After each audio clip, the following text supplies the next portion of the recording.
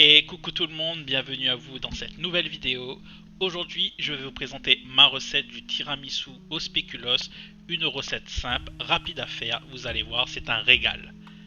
Si vous n'aimez pas le spéculoos, vous pouvez adapter la recette avec des Oreos ou un autre biscuit de votre choix et garder la même base pour faire des tiramisu classiques.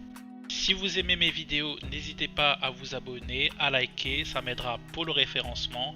Alors sans plus tarder, passons à la préparation. Je profite de cet arrêt sur image pour vous partager une astuce personnelle.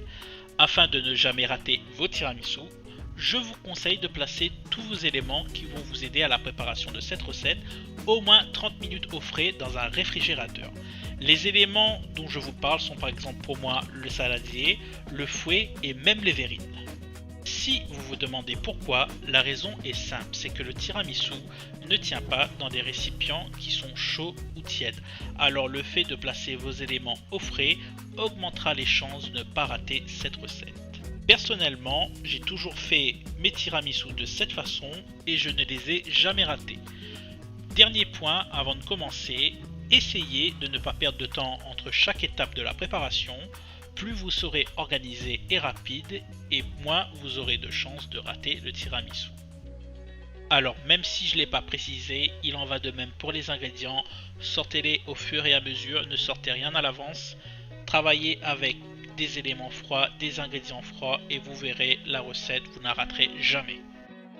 Alors pour ma recette, je vais utiliser 250 g de spéculoos.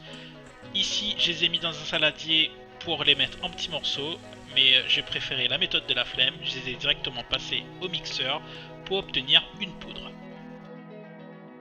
Après avoir mixé tout mon spéculoos, je mets dans une assiette et je vais commencer à remplir le fond de mes verrines. Alors je ne l'ai pas précisé au début de la vidéo, mais je fais une quantité pour 7 à 8 verrines, donc ça va aussi dépendre de vous. Alors mes verrines sont plutôt grosses, donc c'est limite des verres à eau, donc ça se pourrait que la recette ne s'adapte pas à vos récipients, il y en aura peut-être beaucoup plus de mascarpone ou pas. N'hésitez pas à avoir un surplus de biscuits au cas où. Après avoir rempli mes verrines, je vais directement les placer au réfrigérateur.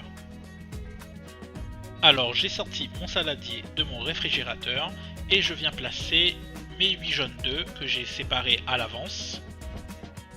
Je rajoute 200 g de sucre roux et à l'aide de mon fouet, je viens mélanger les jaunes et le sucre afin de blanchir la préparation.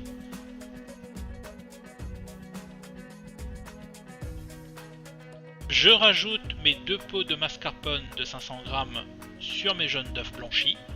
Alors ici j'en ai pour 1 kg.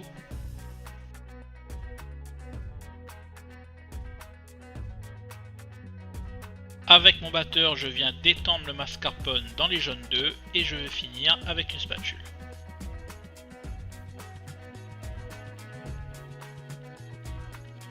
Dans mon mélange de mascarpone, je rajoute 2 cuillères à soupe de spéculoos et je mélange le tout. À la fin de cette étape, je replace mon mascarpone au frais et je m'attaque tout de suite aux œufs. Alors les blancs que vous voyez ici, c'est les blancs des 8 œufs que j'ai cassés plus tôt. Donc ici j'ai pareil l'équivalent de 8 œufs. Je rajoute 2 bonnes pincées de sel et je vais monter mes blancs en neige. Alors l'étape est un peu longue, comptez 3 à 4 minutes, maximum 5 pour avoir des blancs comme vous voyez à l'écran. Alors ici, comment savoir si vos blancs sont bien montés en neige? Vous retournez le coup de poule. Voilà, comme moi, je secoue. Vous voyez que ça tient bien, c'est que les blancs, ils sont parfaitement bien montés en neige. Alors maintenant que les blancs sont montés, pas de temps à perdre. Il faut tout de suite chercher le mascarpone et on va commencer le mélange.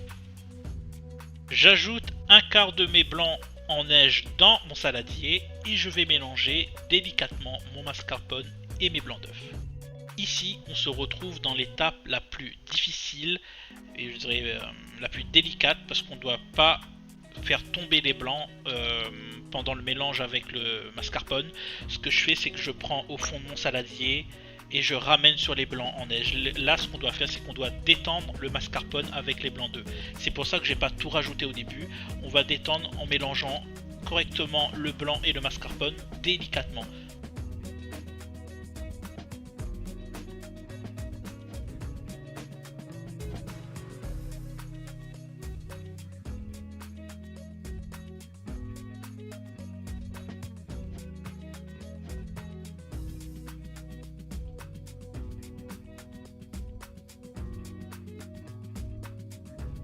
Alors j'estime que j'ai pris à peu près 1 minute pour le mélange. Je viens rajouter le reste de mes blancs.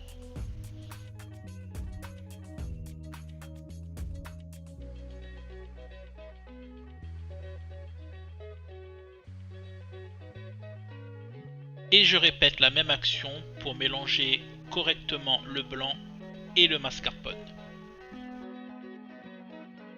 Alors voilà la texture qu'on veut obtenir après avoir mélangé le mascarpone et les blancs d'œufs. On a l'impression d'avoir une mousse.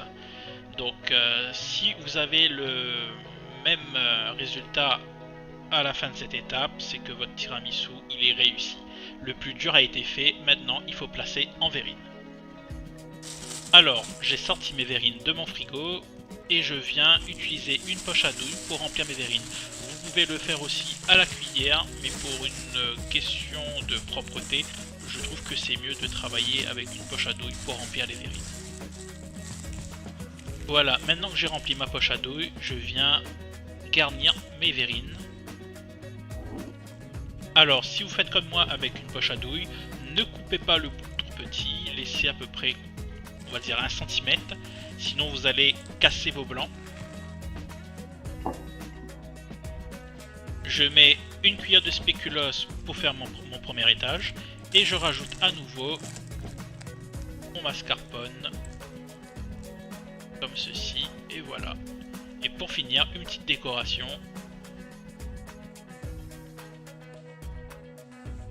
Je rajoute du spéculoos et je place directement au réfrigérateur.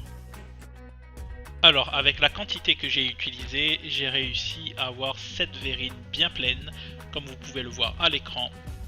Et maintenant, place à la dégustation. Alors cette verrine, elle ressemble pas aux autres, mais je peux vous dire que c'était le spécial Petit Chef.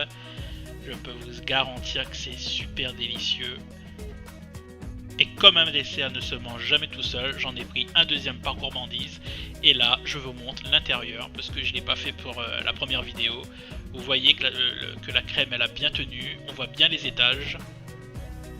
Et moi, je vous conseille de le manger le lendemain. Laissez reposer au moins 8 à 12 heures au frigo avant de le consommer. Vous verrez, c'est une tuerie. Cette vidéo touche maintenant à sa fin. Merci d'avoir regardé jusqu'au bout. Et maintenant, plus d'excuses, vous savez faire des tiramisu.